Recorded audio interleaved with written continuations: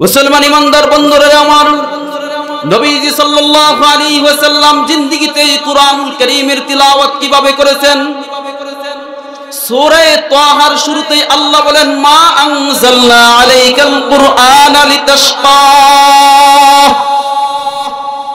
নবীজি নিজে জিন্দেগিতে এত বেশি পরিমাণে কুরআনুল কারীম তিলাওয়াত করেছেন, স্বয়ং আল্লাহ বলেন, হে নবী, আপনি কষ্ট করে করে দাঁড়িয়ে দাঁড়িয়ে রাত্রে এত দীর্ঘ সময় নামাজ আদায় করবেন, এজন্য তো আমি আপনার উপরে কুরআনুল কারীম নাজিল করি নাই। শুধু তাই নয়, বুখারী শরীফের 2 নম্বর খণ্ড কিতাবুত তাফসীর সূরাতুল ফাতহে, এই সূরার 2 নম্বর আয়াতের তাফসীরের ভিতরে ইমাম বুখারী রাহমাতুল্লাহি আলাইহি বর্ণনা করেন, পয়গম্বর এমন ভাবে দাঁড়িয়ে দাঁড়িয়ে রাতে নামাজের ভিতরে তিলাওয়াত করতেন, নবীজি সাল্লাল্লাহু আলাইহি ওয়াসাল্লামের পা মুবারক ফুলে যেত। সাহাবায়ে কেরাম বললেন, ওগো আল্লাহর নবী, আল্লাহ আপনার পূর্বপুরি সব গুনাহ মাফ করে দিয়েছেন, এরপরও আপনি কেন নামাজে দাঁড়িয়ে এত কষ্ট করেন? পয়গম্বর বলেন, আফালা আকুনু আবদান শাকুরা, আমি কি মাওলা আমার পূর্বপুরি সব গুনাহ মাফ করে দিয়েছেন, আমি কি মালিকের শুকরগুজার বান্দাদের অন্তর্ভুক্ত হব না? শুধুমাত্র শুকরিয়া আদায় করতে গিয়ে পয়গম্বর রাতে দাঁড়িয়ে দাঁড়িয়ে পা মুবারক ফুলিয়ে ফেলতেন। নবীজি সাল্লাল্লাহু আলাইহি ওয়াসাল্লামের 1 নম্বরের দায়িত্ব পয়গম্বর পরিপূর্ণ 100% পালন করে গিয়েছেন। শুধু তাই নয়, নবীজির পুরো সাহাবায়ে কেরাম রিদওয়ানুল্লাহি তাআলা আলাইহিম আজমাইন। সম্মানিত উপস্থিতি, আমি আপনাদের খেদমতে কুরআনুল কারীমের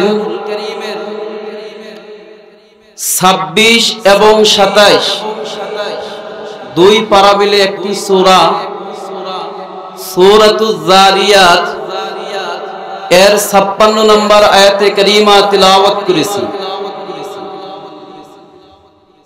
আপনাদের কাছে দোয়া চাই,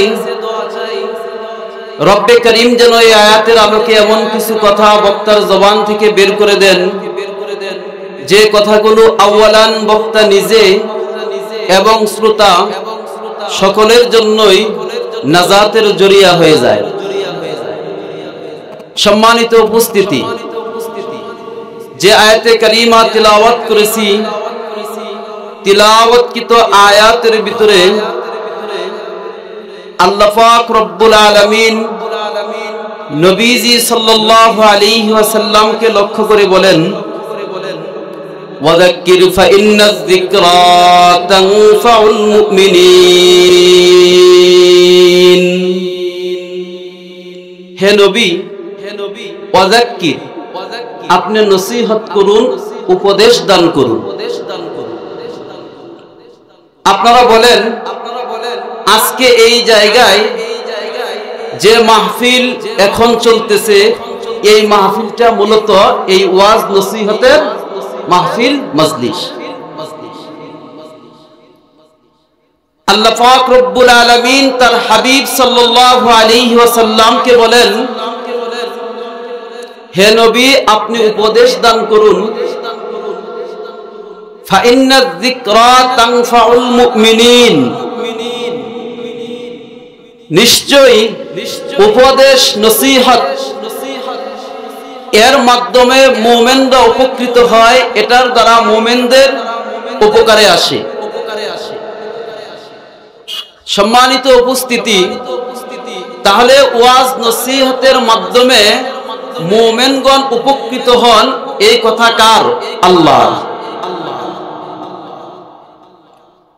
মুফাসসিরানে কিরামগণ লিখেন,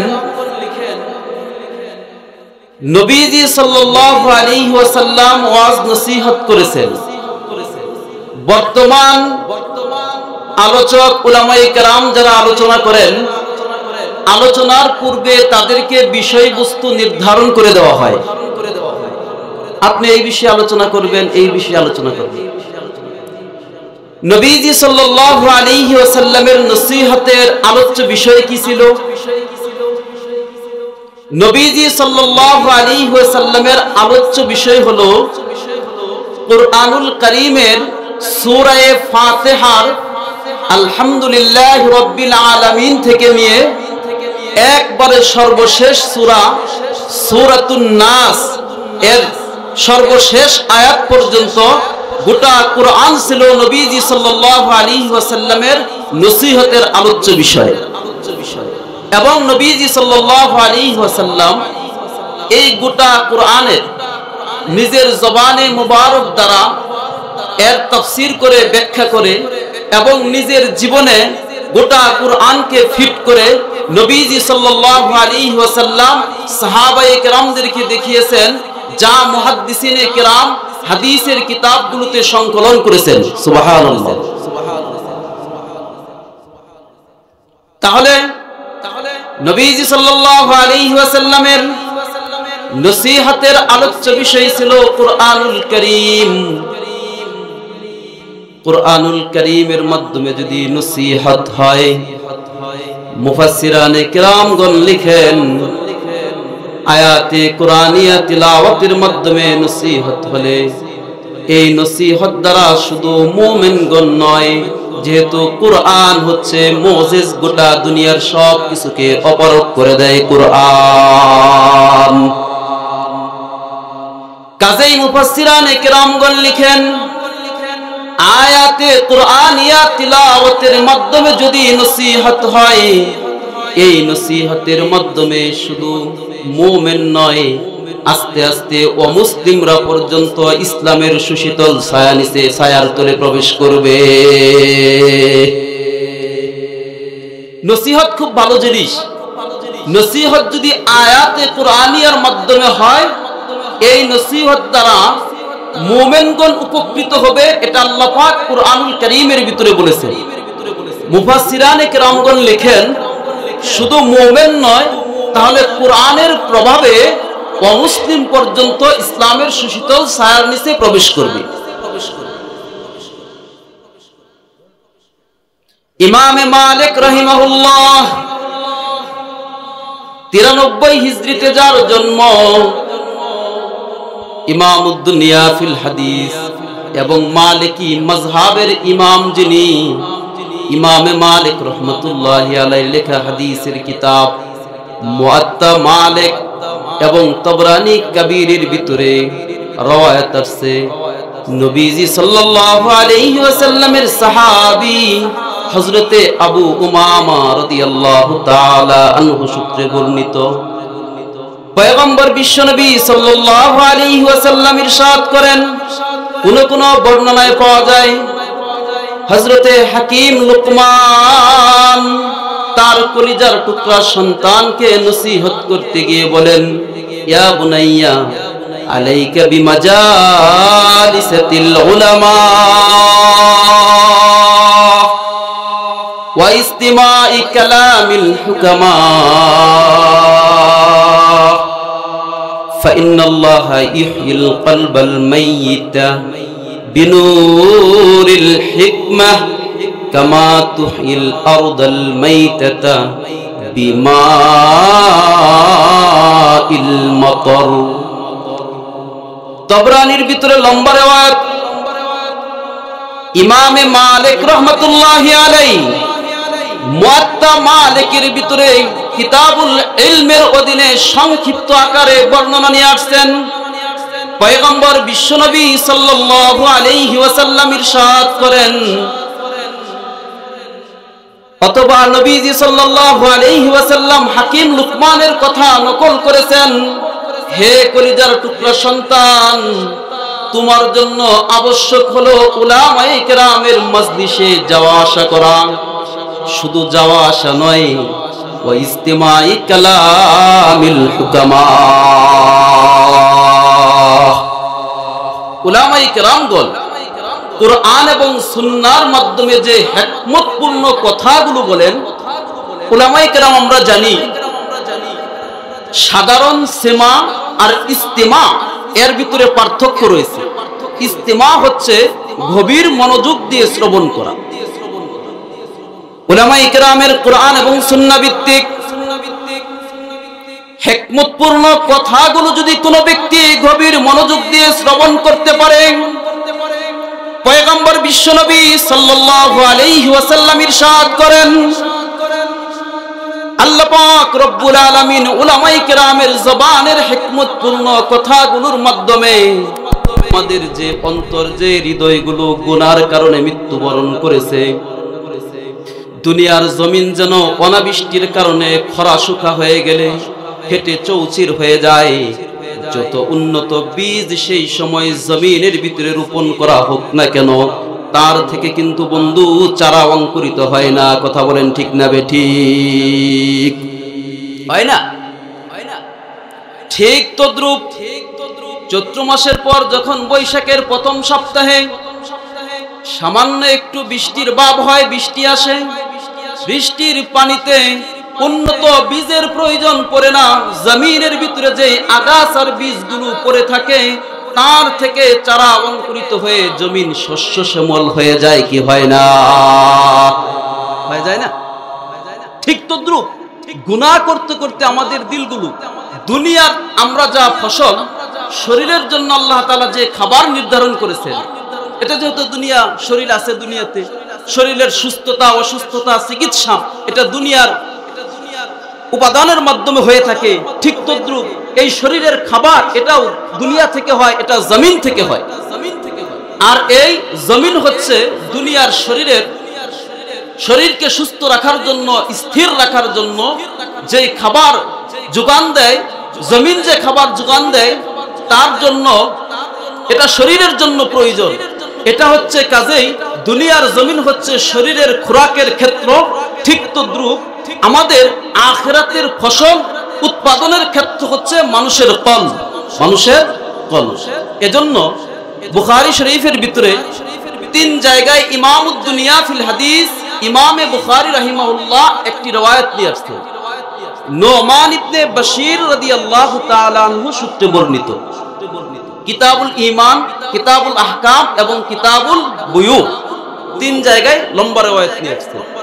عن النعمان بن بشير رضي الله تعالى عنه أنه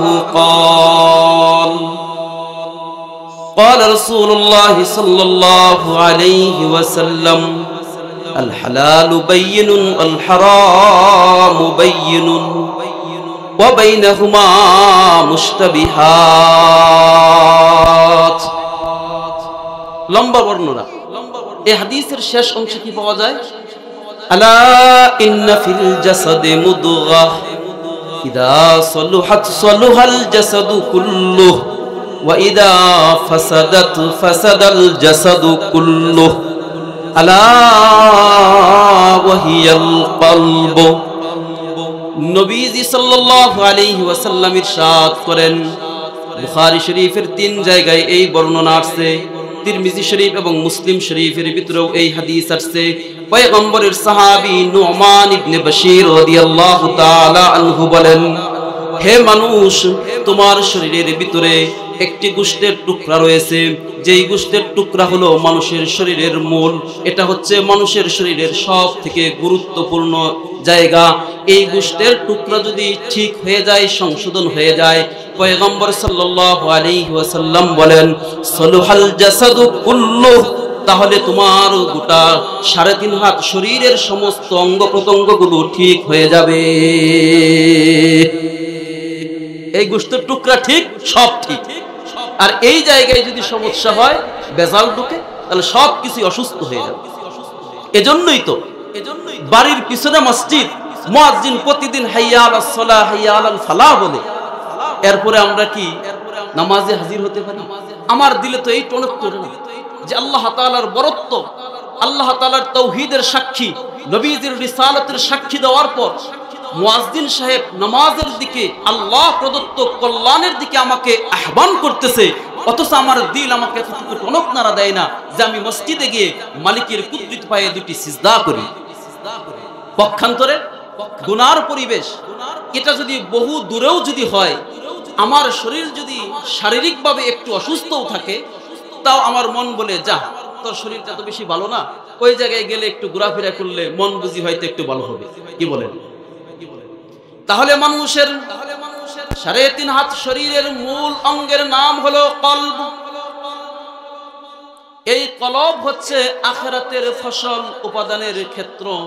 পয়গম্বর বিশ্বনবী সাল্লাল্লাহু আলাইহি ওয়াসাল্লাম তাই বলেন, উলামায়ে কেরামের মজলিসে আসার পর কোরআন এবং সুন্নাহ ভিত্তিক তাদের জ্ঞান গর্বপূর্ণ আলোচনাগুলো যদি তুমি শ্রবণ করতে পারো, তাহলে আল্লাহ পাক রব্বুল আলামিন বৃষ্টির পানির কারণে যেমন ভাবে জমিন শস্য শ্যামল হয়ে যায়, ঠিক তদ্রূপ তোমার মুর্দা দিলগুলো উলামায়ে কেরামের নসিহতের মাধ্যমে আখিরাতের ফসল উৎপাদন করার জন্য তরুতাজা হয়ে যাবে, তার পুনরায় জীবন ফিরে পাবে। এজন্য উলামায়ে কেরামের নসিহত, উলামায়ে কেরামের কোরআন এবং সুন্নাহ ভিত্তিক আলোচনা শোনার প্রয়োজনীয়তা আছে কি নাই? শুধু তাই নয়, পয়গম্বর বিশ্বনবী সাল্লাল্লাহু আলাইহি ওয়াসাল্লাম অন্যত্র বর্ণনা করেন,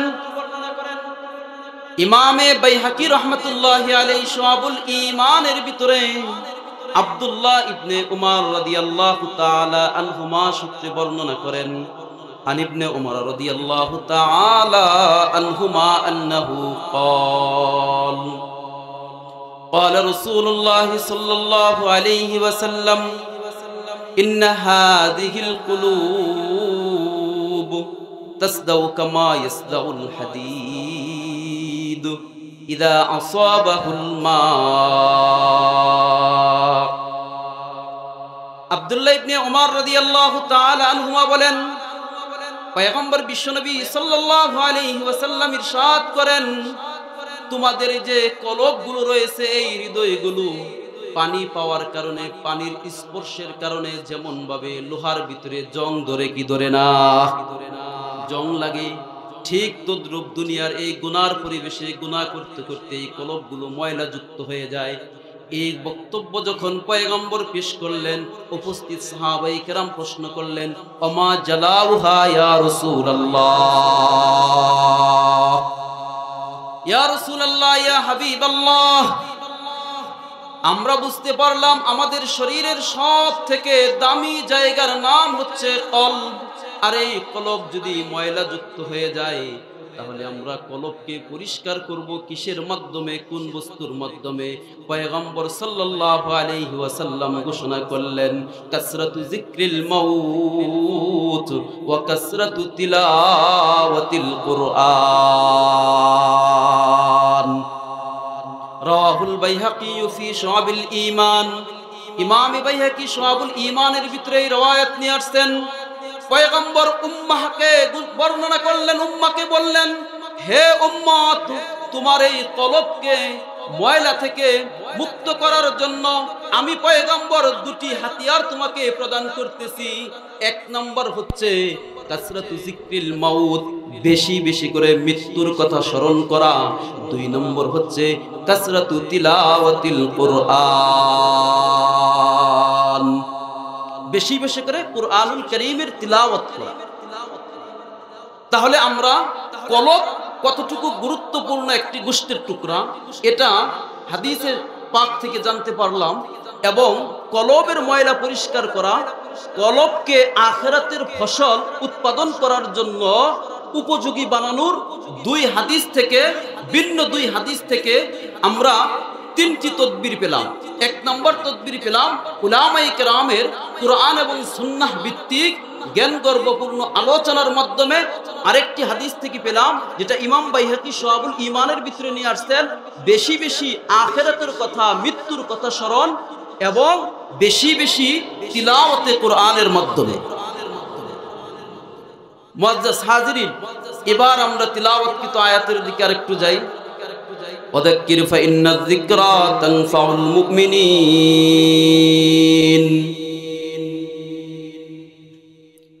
মুফাসসিরানে কিরামগণ বলেন, যদি কোরআনের আয়াতের তিলাওয়াতের মাধ্যমে নসিহত হয়, এই নসিহতের মাধ্যমে মুমিনগণ উপকৃত হবে, এটা আল্লাহর কথা। আর যদি নসিহত আয়াতে কুরআনিয়া তিলাওয়াতের মাধ্যমে হয়, এই নসিহত দ্বারা মুমিনগণ নয়, অমুসলিম পর্যন্ত আস্তে আস্তে ইসলামের সুশীতল ছায়ার নিচে প্রবেশ করবে। ইমামে দারকুতনি রাহমাতুল্লাহি আলাইহি তার সুনানের ভিতরে রওয়ায়াত নিয়ে আসছেন। ইমামে কুরতুবী রাহিমাহুল্লাহ তাফসীরে কুরতুবীর সূরা তাহা।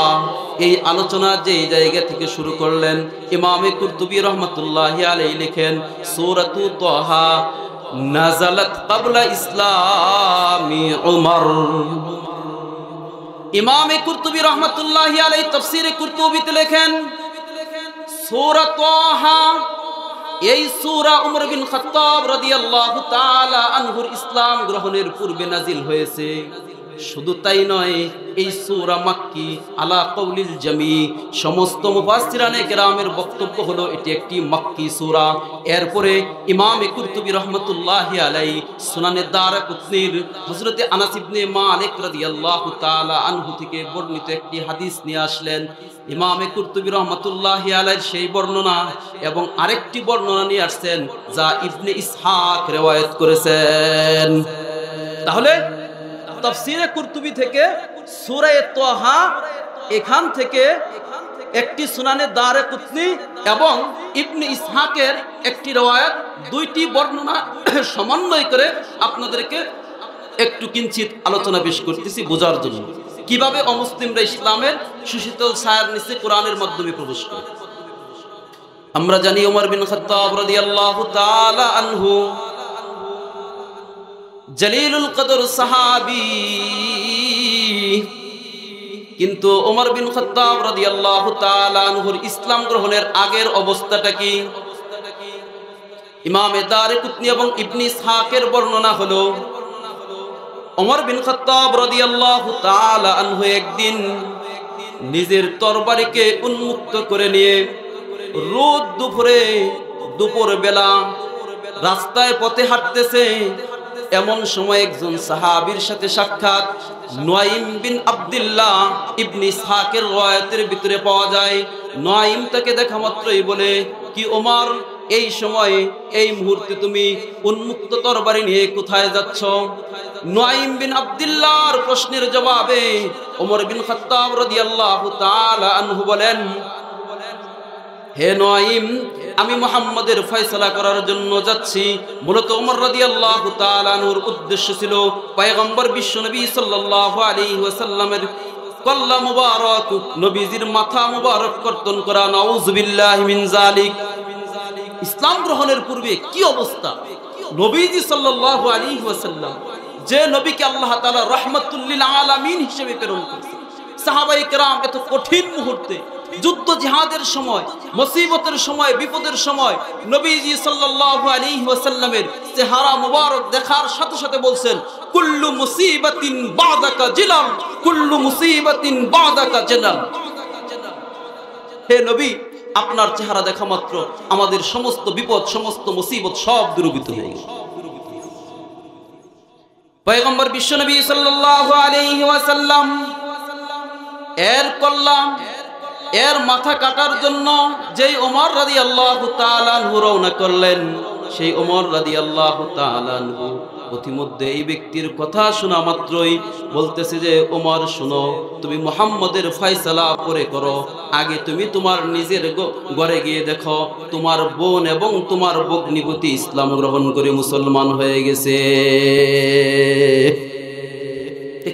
কি বলো এটা? আমার বোন, আমার ভগ্নিপতি মুসলমান।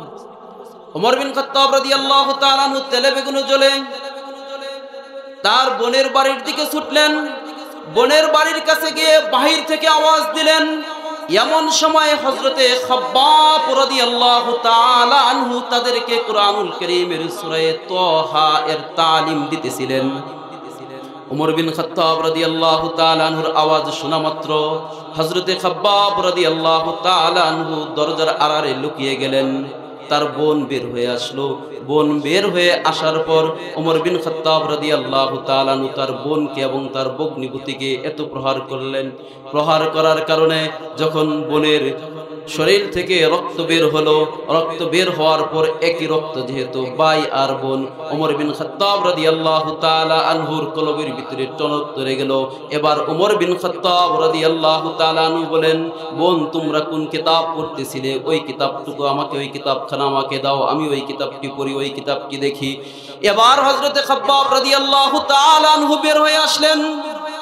বের হয়ে আসার পরে বলেন, না না না, তুমি অমুসলিম, তুমি নাফাক, তুমি পবিত্রতা অর্জন করনি।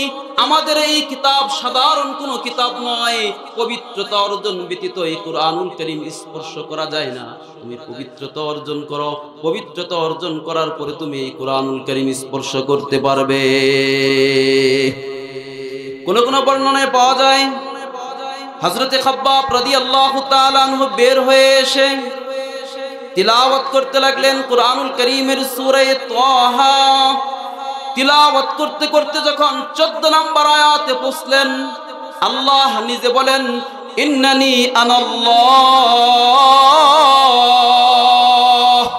লা ইলাহা ইল্লা আনা ফা'বুদনি ওয়া আকিমিস সালাতা লিযিকরি।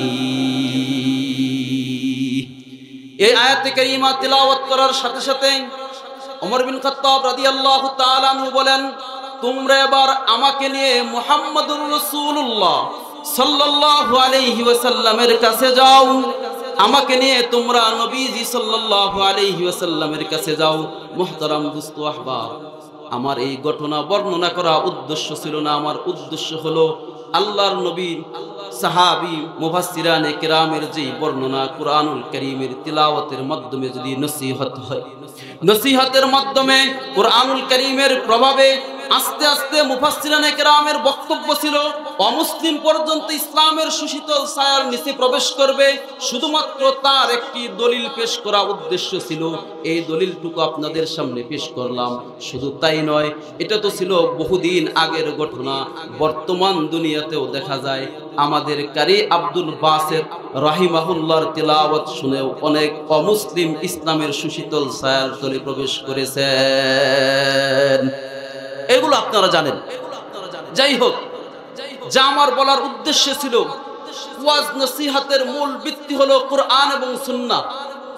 মূলত মুসলমানের মূল সম্পদ, মুসলমানের মূল দৌলত হলো এই কুরআনুল কারীম। আল্লামা কবি সম্রাট ডক্টর ইকবাল রাহিমাহুল্লাহ বলে গেছেন, যেই জমানায় যে কালে মুসলমান গোটা বিশ্বের নেতৃত্ব দিয়েছে, মুসলমান গোটা বিশ্বের রাজত্ব করেছে মুসলমান, সেই যুগের মুসলমানদের বৈশিষ্ট্য ছিল তারা কুরআনুল কারীমের ধারক এবং বাহক ছিল। বর্তমান দুনিয়াতে গোটা বিশ্বে মুসলমান অপমানিত হচ্ছে, লাঞ্ছিত হচ্ছে, বঞ্চিত হচ্ছে। তার একমাত্র কারণ হলো আজকের জমানার মুসলমানগুলো কুরআনুল কারীমকে আমরা তরক করে ফেলেছি। কথা বলেন ঠিক না বেঠিক? কুরআনুল কারীমকে তরক করে। ইমাম মালিক রাহিমাহুল্লাহ মুআত্তা মালিকের ভিতরে রওয়ায়াত নিয়ে আসছেন, আন মালিক ইবনে আনাস রাহিমাহুল্লাহ আন্নাহু قال قال رسول الله صلى الله عليه وسلم تركت فيكم امرين لن تضلوا ما تمسكتم بهما كتاب الله وسنة رسوله। নবীজি সাল্লাল্লাহু আলাইহি ওয়াসাল্লাম আজ থেকে 1400 বছর পূর্বে এই বয়ান করে গেছেন, হে উম্মাহ, আমি নবী বিদায় গ্রহণ করলেও তোমাদের মাঝে দুটি বিষয় আমি রেখে যাচ্ছি। যতদিন পর্যন্ত এই দুই বিষয়কে তোমরা আঁকড়ে ধরবে, এই দুই জিনিসকে তোমরা আঁকড়ে ধরবে, এর উপরে তোমরা আমল করবে, ততদিন পর্যন্ত তোমরা গোমরাহ হবে না, পথভ্রষ্ট হবে না। বিষয় কি? এক নম্বর কিতাব আল্লাহ, আল্লাহর কুরআন। দ্বিতীয় হচ্ছে সুন্নাত রাসূলি, হাবিব সাল্লাল্লাহু আলাইহি ওয়াসাল্লামের সুন্নাহ, আদর্শ। যতদিন পর্যন্ত মুসলমান এই দুই জিনিসকে আঁকড়ে ধরে রাখবে, ততদিন পর্যন্ত মুসলমান কোথায় লাঞ্ছিত হবে না, বঞ্চিত হবে না। আল ইসলামু ইয়ালু ওয়ালা ইউলা আলাইহি। মুসলিম শরীফের বর্ণনা, ইসলাম যে উদ্দিন, ইসলাম সবসময় উদ্দিন থাকবে। মুসলমানও গোটা দুনিয়াতে রাজত্ব করবে। মুসলমানদেরকে দেখে গোটা দুনিয়ার বাতিল পরাশক্তি থর থর থর থর করে কাঁপতে থাকবে। কিন্তু আজকে আমরা মুসলমান সব জায়গা থেকে আমরা কুরআনুল কারীমকে তরক করেছি। বস্তুত পয়গম্বর বিশ্বনবী সাল্লাল্লাহু আলাইহি ওয়াসাল্লাম, আল্লাহ পাক রব্বুল আলামিন আখির নবী মুহাম্মদুর রাসূলুল্লাহ সাল্লাল্লাহু আলাইহি ওয়াসাল্লামকে প্রেরণ করেছেন তার মৌলিক যেই দায়িত্ব ছিল, রব্বে করিম যে মৌলিক দায়িত্ব দিয়ে পয়গম্বর সাল্লাল্লাহু আলাইহি ওয়াসাল্লামকে প্রেরণ করেছেন, তার ভিতরে কুরআনুল কারীমের তিলাওয়াত স্বতন্ত্র আলাদা একটি দায়িত্ব ছিল। মুহাম্মদুর রাসূলুল্লাহ সাল্লাল্লাহু আলাইহি ওয়াসাল্লামের শান মান আমরা বর্ণনা করি, আমরা তার উম্মত হয়ে ভাগ্যবান, সৌভাগ্য, এই বয়ান আমরা অনেক করি। কিন্তু নবীজি সাল্লাল্লাহু আলাইহি ওয়াসাল্লামকে আল্লাহ তাআলা দুনিয়াতে প্রেরণ করেছেন। নবীজি সাল্লাল্লাহু আলাইহি ওয়াসাল্লাম কিভাবে দুনিয়াতে আসলেন, সাহাবায়ে কেরাম প্রশ্ন করেছিলেন। তাফসিরে ইবনে কাসিরের ভিতরে আল্লামা হাফিজ আবুল ফিদা ইমাদউদ্দিন মুহাম্মদ ইবনে কাসির রাহমাতুল্লাহি আলাইহি 28 নম্বর পারার সূরাতুস সফের 6 নম্বর আয়াতের অধীনে তাফসিরে ইবনে কাসিরের ভিতরে রওয়ায়াত নিয়ে আসছেন। আন মুহাম্মদ ইবনে ইসহাক قال ثور بن يزيد عن خالد بن معدان أنه قال أصحاب رسول الله صلى الله عليه وسلم أخبرنا يا رسول الله عن نفسك। ইমামুল মাগাজি মুহাম্মদ ইবনে ইসহাক সূত্রে বর্ণনা, সাহাবায়ে কেরাম পয়গম্বরকে প্রশ্ন করলেন, ওগো আল্লাহর নবী, আপনি এত শানওয়ালা মানওয়ালা নবী, আপনি আপনার নিজের নফসের ব্যাপারে আমাদেরকে খবর দিন, অবগত করুন। পয়গম্বর বিশ্বনবী সাল্লাল্লাহু আলাইহি ওয়াসাল্লাম বললেন, দাওয়াতু আবি ইব্রাহিম। ওগো আমার সাহাবীরা, কিয়ামত পর্যন্ত আনেওয়ালা উম্মত, আমি নবী হচ্ছি 1 নাম্বার আমার বাবার দোয়ার কবুলিয়তের ফসল। তা কি? ইব্রাহিম আলাইহিস সালাতু ওয়াস সালাম খানায়ে কাবা নির্মাণ করার সময় আগে এবং পরে অনেক দোয়া করেছেন রব্বে করিমের কাছে। কুরআনুল কারীমের বিভিন্ন জায়গায় আল্লাহ পাক রব্বুল আলামিন বাবার দোয়াগুলো তুলে ধরেছেন এবং সূরাতুল বাকারায় লম্বা এক আলোচনায় এই দোয়াগুলোর ব্যাপারে রয়েছে। বাবা দোয়া করতে করতে এক পর্যায়ে বললেন, রব্বানা ওয়াবাস ফীহিম রাসূলাম মিনহুম ইয়াতলু আলাইহিম আয়াতিক ওয়া ইউআল্লিমুহুমুল কিতাবা ওয়াল হিকমাহ ওয়া ইউযাক্কিহিম। সূরাতুল বাকারার 129 নম্বর আয়াত। বাবা দোয়া করলেন, আল্লাহ আমার পরবর্তী প্রজন্মের জন্য আপনি তাদের মধ্যে থেকে একজন রাসূলকে নির্বাচিত করুন, প্রেরণ করুন, যে রাসূলের 1 নম্বরের দায়িত্ব হবে ইয়াতলু আলাইহিম আয়াতিক। নবীজির 1 নম্বর দায়িত্ব হলো কুরআনুল কারীমের বিশুদ্ধ তিলাওয়াত করা এবং বিশুদ্ধ তিলাওয়াত শিক্ষা দেওয়া। আল্লাহ পাক রব্বুল আলামিন বাবার দোয়া কবুল করে কুরআনুল কারীমের 3 জায়গায় এর উত্তর প্রদান করলেন। 1 নম্বর সূরাতুল বাকারার 151 নম্বর আয়াত, সূরা আলে ইমরানের 164 নম্বর আয়াত এবং সূরাতুল জুমার 2 নম্বর আয়াতের ভিতরে আল্লাহ এই বাবার দোয়া কবুল করে বাবার দোয়ার উত্তর প্রদান করলেন। তার ভিতরেও আল্লাহ নবীজির যে দায়িত্ব দিয়েছেন, মৌলিক দায়িত্বের ভিতরে একটি দায়িত্ব রেখেছেন, ইয়াতলু আলাইহিম আয়াতি। রাসূলের মৌলিক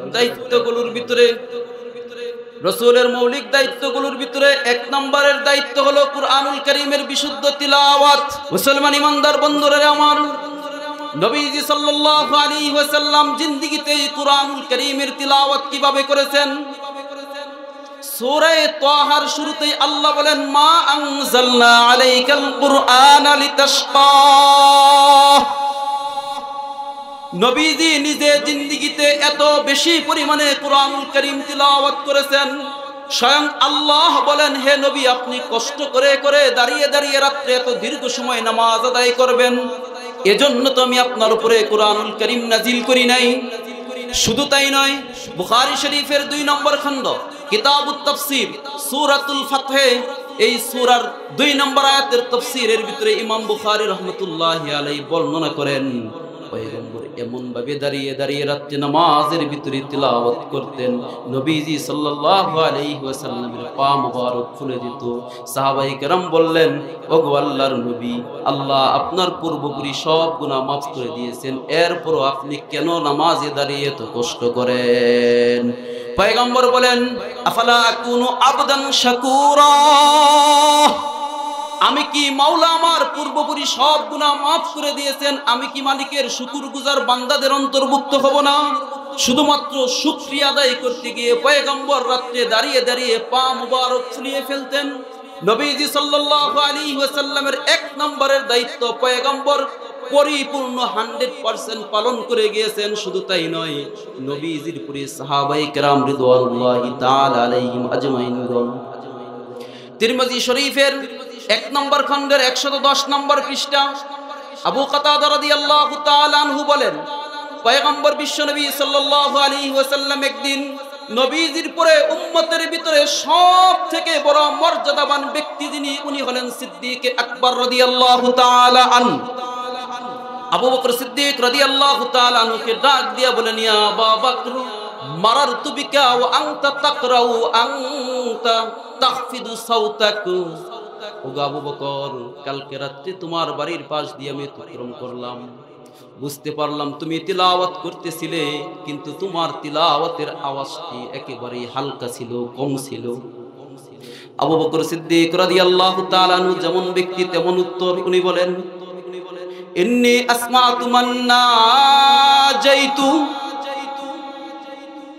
ইন্নী আসমাতু মান নাজাইতু, ইয়া রাসূলুল্লাহ, ইয়া হাবিবাল্লাহ, আমার তো ওই মহান সত্তাকে শোনানোর উদ্দেশ্য যার সাথে আমি গোপনে গোপনে কথা বলি, যার সাথে আমি গোপনে গোপনে কথা বলি। মুনাজাত মানে কি? গোপনে কথা। তাহলে মান নাজাইতু, যার সাথে আমি গোপনে কথা বলি, তাকে শোনানোর উদ্দেশ্য। কাজে এই আওয়াজ তো এই মালিক শোনে। আল্লাহর নবী বলেন, তোমার কথা ঠিক, তবে ইরফা কালিলা, আরেকটু উঁচু আওয়াজে করুন। ওমর বিন খাত্তাব রাদিয়াল্লাহু তাআলা আনহুকে ডাক দিয়ে বললেন, উমর, মারারতু বিকা ওয়া আনতা তাকরাউ ওয়া আনতা তারফাউ সাওতাক। ওমর, তোমার বাড়ির কাছ দিয়ে অতিক্রম করলাম, রাত্রি বেলায় তুমি তিলাওয়াত করতেছিলে, তোমার তিলাওয়াতের আওয়াজ উঁচু ছিল। ওমর বিন খাত্তাব রাদিয়াল্লাহু তাআলা আনহু বলেন, ইন্নী উকিযুল আসনান ওয়া আতরুদুশ শাইতান। ও আল্লাহর নবী, আমি আমার প্রতিবেশী যারা ঘুমন্ত আছে তাদেরকে জাগ্রত করার উদ্দেশ্যে, ও আতরুদুশ শাইতান, এবং বিতাড়িত শয়তানকে তাড়াবার উদ্দেশ্যে উঁচু আওয়াজে তিলাওয়াত করেছি। সুবহানাল্লাহ বলবেন না? দেখছেন, যেমন মানুষ তেমন উত্তর। আল্লাহর নবী বললেন, তোমারটাও ঠিক, তবে ইফিত কালিলা, আরেকটু নিচু আওয়াজে করে। নবীজি যেমন ভাবে এই দায়িত্ব পরিপূর্ণভাবে আদায় করেছেন, সাহাবায়ে কেরাম করেছেন, পরবর্তী তাবিঈনগণ, তাবিঈনগণ, ওনাদের জীবনের ভিতরে এমনই দেখা যায়।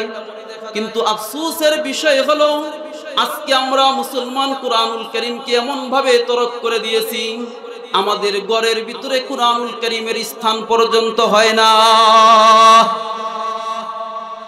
মূল ঘর, যেই ঘরের ভিতরে আমরা থাকি, ওই ঘরে কুরআনুল কারীমের জায়গা হয় না। অনেকে সামনের বারান্দা বা পিছনের বারান্দায় একটি তাক ঝুলিয়ে তার ভিতরে কুরআনুল কারীম রেখে দেয়। কথা বলেন ঠিক না বে ঠিক? অথচ মূল ঘরের সব থেকে দামি যেই জায়গায় নামি দামি মেহমান আসলে বসতে দেয়, ওই ঘরের ভিতরে সুন্দর উন্নত কাঠের বাক্স বানাইয়া অনেক কিছুই কিন্তু আমরা রাখি, নাম নিয়ে আর বললাম না। কিন্তু আমার ঘরের ভিতরে কুরআনুল কারীমের স্থান হলো না। অনেক বাড়িতে কুরআনুল কারীম তেলাওয়াত করার মতো লোক পাওয়া না যাওয়ার কারণে ছোট সন্তানকে দাদি বলে, নানি বলে পড়ার মতো কেউ নাই, মসজিদে নিয়ে রেখে আসো। কথা বলেন ঠিক না বে ঠিক? কোরআনকে আজকে আমরা ঘর থেকে বের করি, অথচ এই কোরআন তো আমাদের ওই সম্পদ। নবীজি সাল্লাল্লাহু আলাইহি সাল্লাম বলেছেন, এই কুরআনুল কারীমের হামেল দারক ভাগ যতদিন মুসলমান হবে, সুন্নাহর উপরে যতদিন মুসলমান থাকবে, ততদিন পর্যন্ত মুসলমান গুমরা হবে না, পথভ্রষ্ট হবে না। দুনিয়াতে মুসলমানদের উপরে কেউ আঙ্গুল নাড়াতে পারবে না। কুরআনুল কারীম তো আমাদের ওই দৌলত, ওই সম্পদ। ওয়া নবী হুরায়রা রাদিয়াল্লাহু তাআলা আনহু আন্নাহু ক্বাল ক্বালা রাসূলুল্লাহ সাল্লাল্লাহু আলাইহি ওয়াসাল্লাম ইন্নাল্লাহ তাবারাকা ওয়া তাআলা ক্বারা তাহা ওয়া ইয়াসিন قبل أن يخلق السماوات والأرض بألف عام فلما سمعت الملائكة القرآن قالت طوبى لأمة ينزل هذا عليها وطوبى لأجواف تحمل هذا وطوبى بألسنة تتكلم بهذا রাহু দারামি সুনানে দারামির ভিতরে আবু হুরায়রা রাদিয়াল্লাহু তাআলা আনহু সূত্রে বর্ণিত নবীজি সাল্লাল্লাহু আলাইহি সাল্লাম বলেন আল্লাহ পাক রব্বুল আলামিন আসমান এবং জমিন সমূহ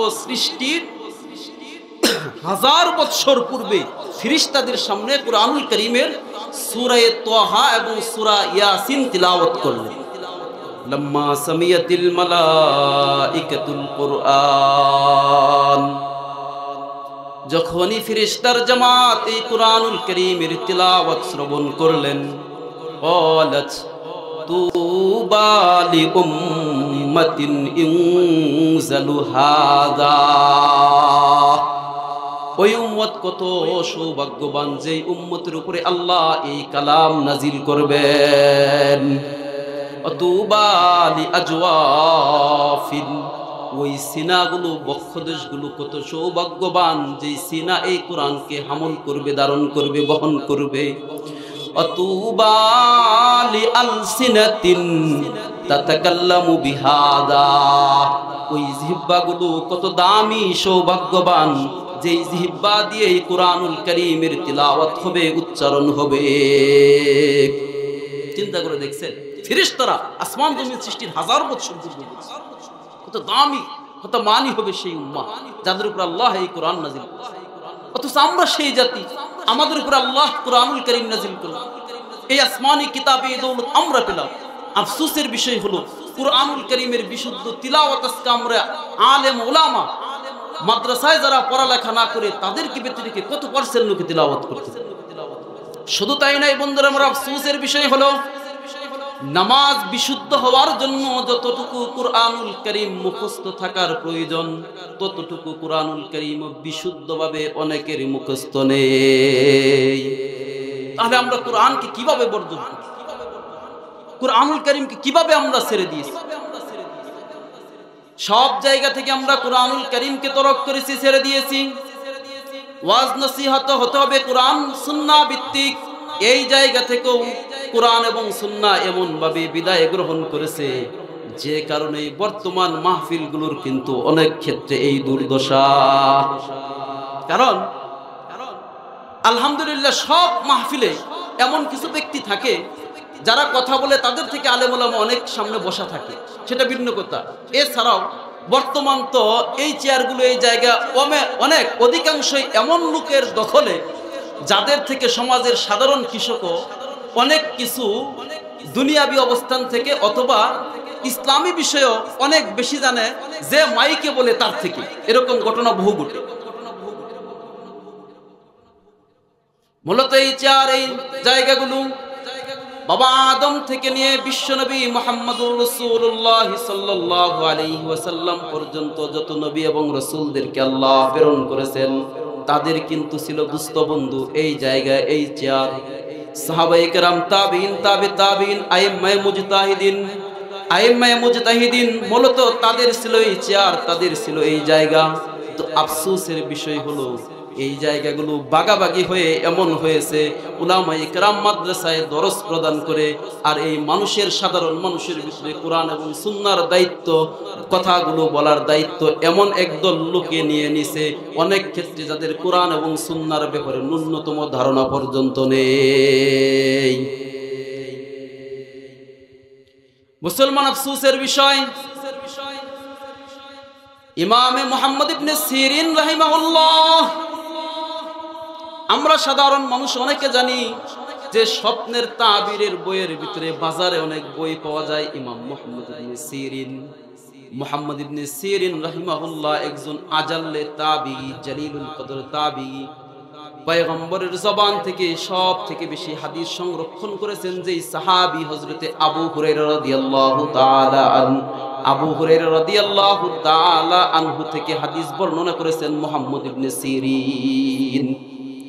ইমামুদ দুনিয়া ফিল হাদিস ইমামে মুসলিম রাহিমাহুল্লাহ মুসলিম শরীফের 1 নম্বর খণ্ডের মুকদ্দমা ভূমিকার ভিতরে এই বিষয়ে আলোচনা করেছেন। আমাদের দেশে প্রচলিত যে নুসখা রয়েছে এই নুসখার 11 নম্বর পৃষ্ঠার ভিতরে পাওয়া যায় মুহাম্মদ ইবনে সিরিন রাহিমাহুল্লাহ বলেন, ইন্না হাযাল ইলমা দীনুন ফানজুরু আম্মান তাআখুযুনা দীনাকুম। ও দুনিয়ার মানুষ, যাদের থেকে তুমি দ্বীন গ্রহণ করবে তাদের ব্যাপারেও যাচাই বাছাই করার প্রয়োজন রয়েছে, তুমি কার থেকে দ্বীন গ্রহণ করতেছো। কারণ বর্তমান ফিতনা ফাসাদের জমানায় বিভিন্ন জায়গায় কিন্তু অনেক ইমামও এমন ধরা পড়ে যিনি নিজে মুসলমান পর্যন্ত নয়, মুসলমান না, খ্রিস্টান কাদির, অমুসলিম। এজন্য যার তার নসিহত শোনা যেমন ভাবে যাবে না, যার তার লেখা বইও পড়া যাবে না, যার তার বয়ানও গ্রহণ করা যাবে না। নবীজি সাল্লাল্লাহু আলাইহি ওয়াসাল্লামের সুহবতে থেকে সাহাবায়ে কেরাম দ্বীন গ্রহণ করেছেন নির্ভেজাল দ্বীন। সুহবত থেকে সাহাবী নবীজি সাল্লাল্লাহু আলাইহি ওয়াসাল্লাম থেকে যেমনই ভাবে সাহাবায়ে কেরাম দ্বীন গ্রহণ করেছেন, সাহাবীদের থেকে তাবিঈনগণ দ্বীন গ্রহণ করেছেন। এর পরবর্তীতে নবীজি সাল্লাল্লাহু আলাইহি ওয়াসাল্লামের বক্তব্য হলো, ইন্নাল উলামা ওয়ারাসাতুল আমবিয়া আলা ইন্নাল আমবিয়া লাম ইওয়ারিসু দিনারান ওয়ালা দিরহামা ইন্নামা ওয়ারাসুল ইলম ফামান আখাযাহু আখাযা বিহাজ্জিন ওয়াফির। আবু দাউদ শরীফ 2 নম্বর খণ্ডের 513 নম্বর পৃষ্ঠায় লম্বা বর্ণনা এবং বুখারী শরীফের ভিতরে কিতাবুল ইলমের ভিতরে ইমাম বুখারী রাহিমাহুল্লাহ সনদ সারা তালিকের ভিতরে এই রওয়ায়াত নিয়ে আসছেন। নবীজি সাল্লাল্লাহু আলাইহি ওয়াসাল্লাম বিদায় গ্রহণ করেছেন। নবীজি সাল্লাল্লাহু আলাইহি ওয়াসাল্লামের ওয়ারিস হলো উলামায়ে কেরাম। হক্কানি রব্বানি উলামায়ে কেরাম কিয়ামত পর্যন্ত থাকবেন। দ্বীনের যদি সঠিক কোনো জ্ঞান কেউ যদি অর্জন করতে চায় তাহলে উলামায়ে রব্বানি উলামায়ে কেরামদের সুহবতে গিয়ে তাদের কাছ থেকে যদি দ্বীন অর্জন করা হয়, দ্বীন গ্রহণ করা হয়, তাহলে এটাই হবে নির্ভেজাল দ্বীন। যেমন ভাবে শুরুতে আমি একটি রওয়ায়াত বর্ণনা করেছি, উলামায়ে কেরামের মজলিসে আসা যাওয়া করা এটাও একটি আমাল, এটাও একটি নবীজির নির্দেশ। সম্পর্ক হবে উলামায়ে কেরামের সাথে। উলামায়ে কেরামদের সাথে যদি সম্পর্ক হয়, আনাস বিন মালিক রাদিয়াল্লাহু তাআলা আনহু পয়গম্বরের একজন সাহাবী, যেই সাহাবী পয়গম্বরের একদিন 2 দিন নয়, বুখারী শরীফ, মুসলিম শরীফ, তিরমিজি এবং সুনানুদ দারমির ভিতরে হাদিস আছে। উনি নিজে বলেন, খাদামতু রাসূলুল্লাহ সাল্লাল্লাহু আলাইহি ওয়াসাল্লাম 10 সিনিন, আমি নবীজির 10 বছর খিদমত করেছি। আনাস বিন মালিক রাদিয়াল্লাহু তাআলা আনহু সূত্রে বর্ণিত বুখারী শরীফ, মুসলিম শরীফ এবং তিরমিজি শরীফের ভিতরে রওয়ায়াত আছে। পয়গম্বরের সাহাবী আনাস ইবনে মালিক রাদিয়াল্লাহু তাআলা আনহু বলেন, নবীজি সাল্লাল্লাহু আলাইহি ওয়াসাল্লাম একদিন মসজিদ থেকে নামাজ পড়ে বের হলেন। এমন সময় এক ব্যক্তি এসে নবীজিকে প্রশ্ন করলেন, মাতাস সাআহ ওয়া ফি রিওয়ায়াতিন মাতা তাকুমুস সাআহ, ইয়া রাসূলুল্লাহ ইয়া হাবিবাল্লাহ, কিয়ামত কখন সংঘটিত হবে, কিয়ামত কখন হবে? পয়গম্বর সাল্লাল্লাহু আলাইহি ওয়াসাল্লাম বললেন, মা আ'দাত্তা লাহা। ছাত্র যদি বলে, হুজুর পরীক্ষা কোন দিন? উস্তাদ বলে, পরীক্ষা করতেছো, তুমি কি পরিমাণ পড়াশোনা করেছো? ঠিক তদ্রূপ পয়গম্বর বললেন, মা আ'দাত্তা লাহা, তুমি কিয়ামতের জন্য কতটুকু প্রস্তুতি নিয়েছো? এই সাহাবী বললেন, মা আ'দাত্তু লাহা কাসীরা সালাতিন ওয়ালা সাদাকাতিন। ওগো আল্লাহর নবী, কিয়ামতের জন্য আমি অনেক নামাজ, অনেক রোজা প্রস্তুত করতে পারিনি, তবে একটি সম্পদ, একটি প্রস্তুতি আমার রয়েছে। ইন্নী উহিব্বুল্লাহ ওয়া রাসূলাহ। ওগো আল্লাহর নবী, আমি আল্লাহ এবং তার রাসূলকে মহব্বত করি, ভালোবাসি। পয়গম্বর বললেন, আল মারউ মা মান আহাব্বা, তাহলে ওহে ব্যক্তি তুমি সুসংবাদ গ্রহণ করো, কিয়ামতের দিন প্রতিটি মানুষ তার সাথেই হাসর নাসর হবে, তার সাথেই থাকবে। যার সাথে যার মহব্বত, তার সাথেই হবে তার কিয়ামত। সুবহানাল্লাহ বলবেন না? তাহলে উলামায়ে কেরামের সাথে যদি উঠা বসা চলাফেরা তাদের সাথে যদি সম্পর্ক থাকে, তাহলে এদের যেভাবে হাসর নাসর হবে আল্লাহ যদি কবুল করেন আমাদেরও ঠিক ওই একই কায়দায় একই পদ্ধতিতে হাসর নাসর হবে। শুধু তাই নয়, বুখারী শরীফের ভিতরে এইভাবেও বর্ণনা আসছে। আব্দুল্লাহ ইবনে মাসউদ রাদিয়াল্লাহু তাআলা আনহু বললেন, ইয়া রাসূলুল্লাহ ইয়া হাবিবাল্লাহ মা তাকুল আন্না রাজুলান ইউহিব্বু কওমান ওয়া লাম ইয়ালহাক বিহিম।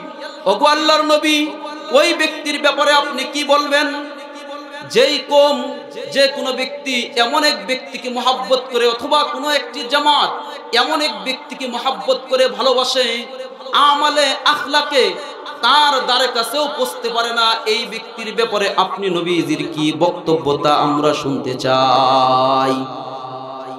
মহব্বত করতে এমন এক ব্যক্তিকে, কিন্তু আমল আখলাক তো তার মতো না। নবীজিও বললেন আলমারু মা মান আহাব্বা, আলমারু মা মান আহাব্বা। আরে ওই ব্যক্তির হাসর নাসর আর কিয়ামত তো তার সাথেই হবে যার সাথে যে মহব্বত রেখেছে। সুবহানাল্লাহ বলবেন না? আমরা সাহাবায়ে কেরামদেরকে মহব্বত করি, ভালোবাসি, পয়গম্বরদেরকে মহব্বত করি, ভালোবাসি, তাবিঈনদেরকে মহব্বত করি, ভালোবাসি, হযরত আশরাফ আলী থানভী রাহমাতুল্লাহি আলাইহিকে মহব্বত করি, ভালোবাসি, হুসাইন আহমদ মাদানী রাহমাতুল্লাহি আলাইহিকে মহব্বত করি, ভালোবাসি, কিন্তু ইলম, আখলাক, আমল কোনো কিছুর দিক থেকে তো তাদের দ্বারে কাছে উপস্থিত পারছি। আমাদের দ্বারা অনেক ক্ষেত্রে অনেক কিছু সম্ভাবনা তারা যে মুজাহাদা করে। তবে নবীজির বক্তব্য অনুযায়ী যদি মহব্বত আর ভালোবাসা, যদি প্রকৃত মহব্বত আর ভালোবাসা হয়ে থাকে, তাহলে আল্লাহ চাহে কিয়ামতের দিন, কাল কিয়ামতের ময়দানে, ময়দানে মাহশরে তাদের সাথে আমাদের হাসর নাসর হবে। পক্ষান্তরে আমাদের উঠা বসা চলাফেরা, ব্যবসা বাণিজ্য লেনদেন যদি অন্যদের মতো হয়, বিজাতিদের মতো হয়, তাহলে আলী ইবনে ওমর রাদিয়াল্লাহু তাআলা আনহুমা আন্নাহু ক্বাল قال رسول الله صلى الله عليه وسلم من تشبه بقوم فهو منهم। আবু দাউদ শরীফ 2 নম্বর খণ্ড কিতাবুল আদাব এবং মুসনাদে আহমদ ইবনে হাম্বলের ভিতরে বর্ণনা আসছে, রওয়ায়াত আসছে, আব্দুল্লাহ ইবনে উমর রাদিয়াল্লাহু তাআলা আনহুমা বলেন, নবীজি সাল্লাল্লাহু আলাইহি ওয়াসাল্লাম ইরশাদ করেন, মান তাশাব্বাহা বিকওমিন ফাহুয়া মিনহুম। যে জাতি যে জাতির সাথে সাদৃশ্য রাখবে, উঠা বসা চলাফেরা, পোশাকে আশাকে, ব্যবসা বাণিজ্য লেনদেন, কাল কিয়ামতের ময়দানে, কিয়ামতের দিন ওই জাতির ওই ব্যক্তির তাদের সাথেই হাসর নাসর হবে। নাউজুবিল্লাহ বলবেন না? দুঃখ লাগে, আফসোস লাগে। আজকে নিজেকে একটু প্রশ্ন করি, আমার মাথা থেকে নিয়ে পা পর্যন্ত, আমার পরিবার, আমার উঠা বসা চলাফেরা আমি কতটুকু নবী এবং সাহাবায়ে কেরামের মতো করতে পারতেছি, আর কতটুকু আমার ইসলাম এবং মুসলমানদের দুশমন ইহুদ এবং নাসারাদের পথে হইতেছে। তাহলে রাসূল তো বলেছেন আল মারউ মা মান আহাব্বা, যার সাথে মহব্বত হবে তার সাথে কিয়ামত হবে। মান তাশাব্বাহা বিকওমিন ফাহুয়া মিনহুম, যাদের সাথে সাদৃশ্য অবলম্বন করা হবে তাদের সাথেই সে থাকবে। তো কঠিন কথা, কঠিন এক মাসআলা। মুসলমান বন্ধুরা আমার, এজন্য মহব্বত আর ভালোবাসা এবং নিজের সকল অবস্থাগুলোকে নবীজি সাল্লাল্লাহু আলাইহি ওয়াসাল্লাম এবং সাহাবায়ে কেরামের মতো করে সাজানো। আব্দুল্লাহ ইবনে মাসউদ রাদিয়াল্লাহু তাআলা আনহু নবীজির একজন জলিলুল কদর সাহাবী। আব্দুল্লাহ ইবনে মাসউদ রাদিয়াল্লাহু তাআলা আনহু বলেন, মান কানা মুস্তান্নান ফালইস্তান্না বিমান কদ মাত ফাইন্নাল হাইয়া লা তু'মানু আলাইহিল ফিতনা উলাইকা আসহাবু মুহাম্মাদিন সাল্লাল্লাহু আলাইহি ওয়াসাল্লাম ফাখতারাল্লাহু লিসুহবাতি নবিয়িহি ওয়া লিইকামাতি দীনি। নবীজির বিখ্যাত সাহাবী আব্দুল্লাহ ইবনে মাসউদ রাদিয়াল্লাহু তাআলা আনহু গোটা দুনিয়ার সমস্ত মানুষকে সম্বোধন করে বক্তব্য দিলেন, মান কানা মুস্তান্নান ফালইস্তান্না বিমান কদ মাত। মানুষ হিসেবে কেউ না কেউ কারো না কারো অনুকরণ করে থাকে, এটাই স্বাভাবিক। আমার চুলটা যদি নবী সাহাবীর মতো না হয় তাহলে দুনিয়াদার অন্য একজনের মতো হবে। আমার পোশাক যদি নবী সাহাবীদের মতো না হয় তাহলে দুনিয়াদার কারো মতো হবে। আমার চলাফেরা যদি নবী সাহাবীর মতো না হয়, আমার ব্যবসা যদি কোরআন সুন্নাহ অনুযায়ী নবী এবং সাহাবায়ে কেরামের মতো না হয়, তাহলে তো বিপরীত আরেকজনের মতো হবে। কথা বলেন ঠিক না বেঠিক? আর দুনিয়াতে মানুষ একজনকে আরেকজন অনুকরণ করে থাকে, এটাই মানুষের ধর্ম। কাজেই মানুষ যেহেতু একজন আরেকজনকে অনুকরণ করে, কাজেই তোমরা এমন ব্যক্তিদের চরিত্রকে অনুকরণ করো। বিমান কদমাত আব্দুল্লাহ ইবনে মাসউদ রাদিয়াল্লাহু তাআলা আনহু বলেন, যারা মৃত্যুবরণ করেছে ওই লোকদের, ওই মানুষগুলোর, আব্দুল্লাহ ইবনে মাসউদ রাদিয়াল্লাহু তাআলা নিজে আরো পরিষ্কার করে বলেন, উলাইকা আসহাবু মুহাম্মাদিন সাল্লাল্লাহু আলাইহি ওয়াসাল্লাম, এই মানুষগুলো হলো নবীজি সাল্লাল্লাহু আলাইহি ওয়াসাল্লামের সাহাবায়ে কেরাম রিদওয়ানুল্লাহি তাআলা আলাইহিম আজমাইন। তাদের অনুকরণ করো, কারণ হচ্ছে তারা তো এমন মানুষ, ফাখতারাল্লাহু লিসুহবাতি নবিয়িহি ওয়া লিইকামাতি দীনি।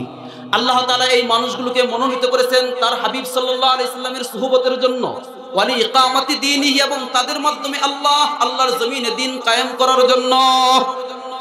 এরা হলো আল্লাহর পক্ষ থেকে মনোনীত নবীর সুহবত, এবং আল্লাহ তাদের মাধ্যমে দুনিয়াতে আল্লাহর দ্বীনকে কায়েম করবে।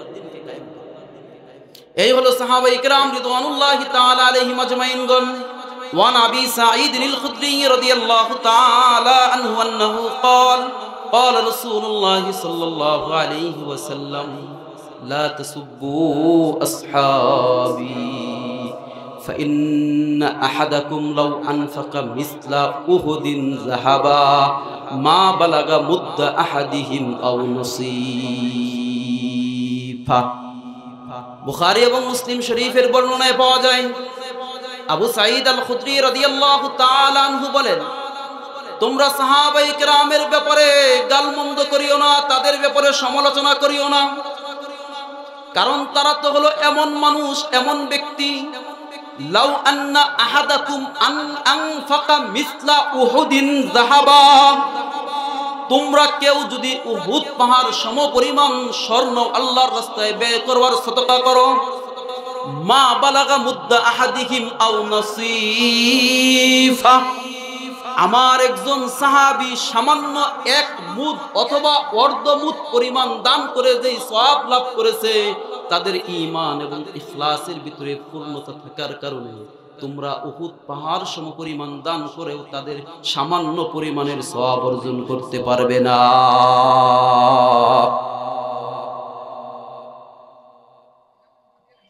সাহাবায়ে কেরাম রিদওয়ানুল্লাহি তাআলা আলাইহিম আজমাইনগণ এমন মানুষ, পয়গম্বর বিশ্বনবী সাল্লাল্লাহু আলাইহি ওয়াসাল্লাম যাদের ব্যাপারে অনেকের ব্যাপারে সরাসরি দুনিয়া থেকেই জান্নাতের সার্টিফিকেট আর সনদ দিয়েছেন।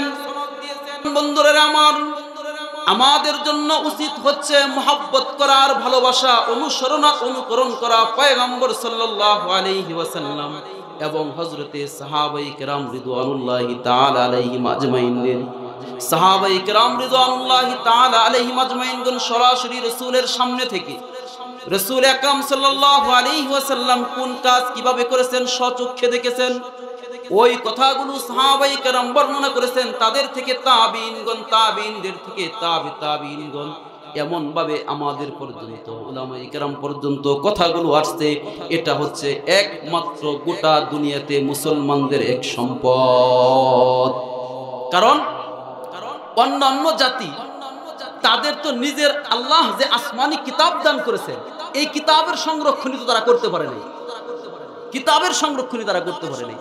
কিন্তু আমরা মুসলমান, নবী মুহাম্মদুর রাসূলুল্লাহ সাল্লাল্লাহু আলাইহি ওয়াসাল্লামের উম্মাহ, আমরা তো সৌভাগ্যবান।